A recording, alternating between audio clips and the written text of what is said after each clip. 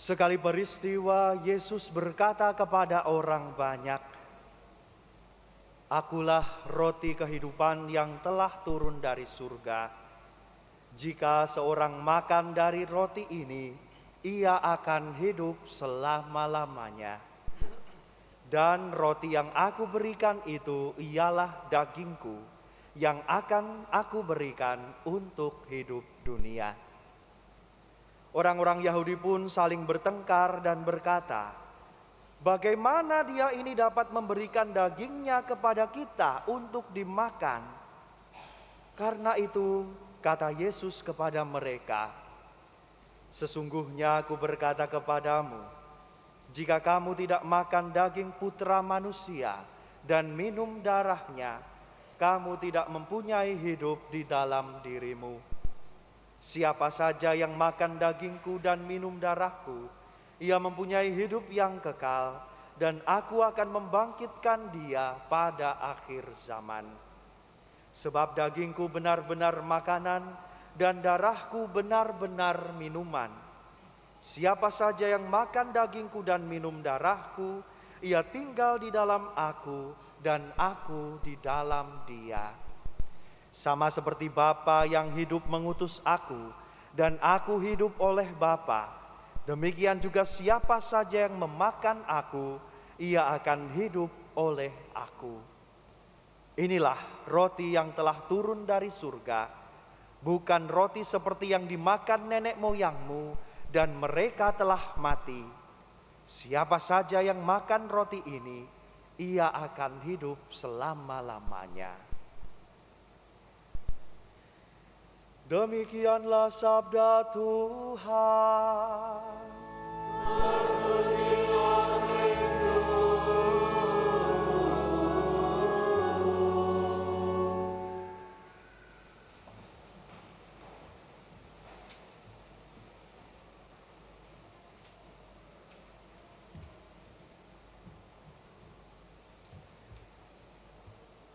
Saudari-saudara, misteri yang kita rayakan hari ini bisa dikatakan adalah kelanjutan dari misteri yang kita rayakan minggu yang lalu.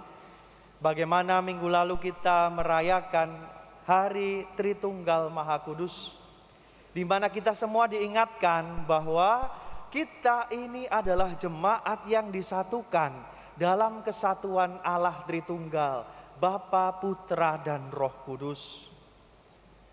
Berkat pembaptisan dalam nama Bapa, Putra, dan Roh Kudus, kita dijadikan satu sebagai keluarga. Dan hari itu, kesatuan kita itu, saudari-saudara, diperteguh dengan misteri hari ini. Bagaimana lewat tubuh dan darah Kristus, kita semua disatukan. Bukan hanya kesatuan hati, kesatuan jiwa, kesatuan pikiran, tetapi bahkan sampai kesatuan raga, ya, dalam Yesus. Seperti yang tadi dikatakan dalam Injil Yohanes, bila kita makan tubuh dan darahnya, ya, seperti Bapa bersatu dengan Kristus, kalau kita makan tubuh dan darahnya, kita pun juga disatukan di dalam Kristus. Bahkan bacaan kedua mengingatkan kita bahwa karena kita makan roti yang sama, roti yang satu, maka kita dijadikan satu tubuh. Tekanannya adalah di situ, bahwa kita sekalian sekarang adalah satu tubuh. Yang membedakan saudari-saudaraku dengan jemaat Israel pembuangan, bahwa di masa pembuangan Allah ini sudah mendidik suatu bangsa. Tadi di bacaan pertama dikatakan begitu. Allah mendidik suatu bangsa yang sombong, yang tegar tengkuk, dibuat menjadi rendah hati. Dengan apa? Dengan kemudian dibikin, ya, dia merasa lapar, merasa bahwa kami tidak bisa tanpa bantuanmu Tuhan, tanpa pertolonganmu Tuhan. Maka kemudian disitulah Tuhan menunjukkan kuasanya dan memelihara mereka ketika mereka berjalan di padang gurun. Suatu bangsa yang besar bisa bertahan dalam perjalanan yang begitu panjang di padang gurun, di mana kemudian Allah memberi mereka makan mana.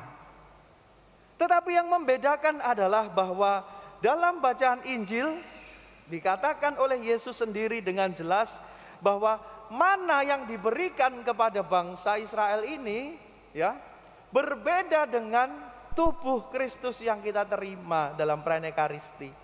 Sebab nenek moyangmu itu sudah makan roti seperti yang di padang gurun itu dan mereka mati.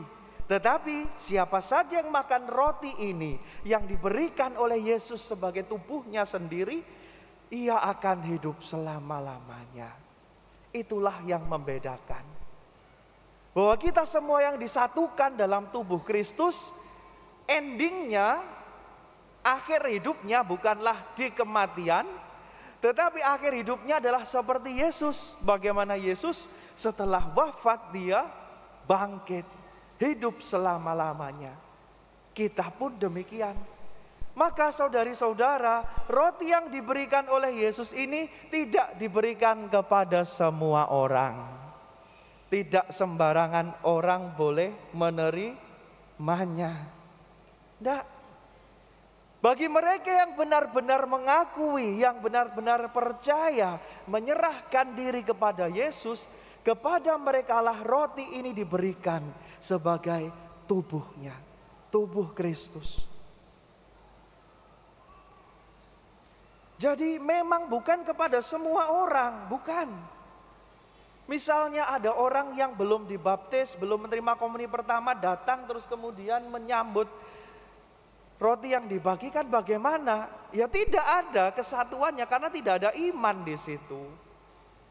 Tidak ada pengakuan akan kehadiran Kristus dalam roti itu. Tidak ada. Tapi roti ini benar-benar diberikan kepada mereka yang dipilih. Yang dipilih. Dan kita semua yang hadir di sini, yang sudah dibaptis dan menerima komuni pertama, kita inilah yang sudah menerima keterpilihan itu dan boleh menyambut tubuhnya sendiri. Dan karena kesediaan kita, karena iman kita itulah kita kemudian disatukan.